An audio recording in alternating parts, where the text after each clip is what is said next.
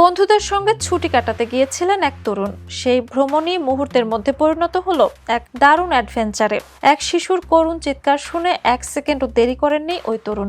নদীর তীব্র স্রোত থেকে শিশুটিকে উদ্ধার করে এখন তিনি সামাজিক মাধ্যমে প্রশংসায় ভাসছেন।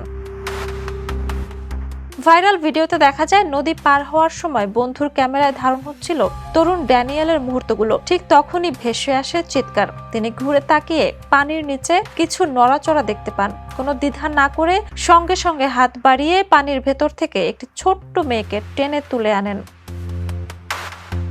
জানা গেছে রাশিয়ার 21 বছর বয়সের ড্যানিয়েল সেনাবাহিনীর বাধ্যতামূলক সামরিক সেবা শেষ করে বন্ধুদের সঙ্গে ছুটি কাটাতে তুরস্কে গিয়েছিলেন। ওই সময় নদীর ধারে মায়ের সঙ্গে থাকা শিশুটি হাত ফসকে পানিতে পড়ে যায়। প্রবল স্রোতে সে প্রায় 10 মিটার ভেসে গিয়ে পাথুরে ঢালের দিকে চলে যাচ্ছিল। ঠিক সেই মুহূর্তেই ড্যানিয়েলের উপস্থিতি শিশুটির জীবন বাঁচিয়ে দেয়।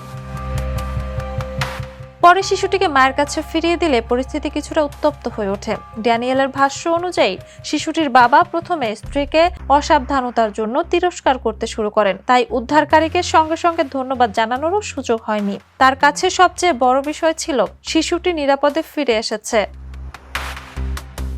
ভিডিও ছড়িয়ে পড়ার পর নেটিজেনরা ড্যানিয়েলের উপস্থিত বুদ্ধি ও সাহসের প্রশংসা করেছেন। অনেকেই মন্তব্য করেছেন, সঠিক সময়ে সঠিক সিদ্ধান্তই একটি প্রাণ বাঁচাতে পারে।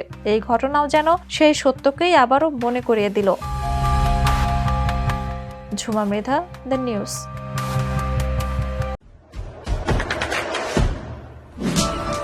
দেশে দেশে সবার সাথে দ্য নিউজ।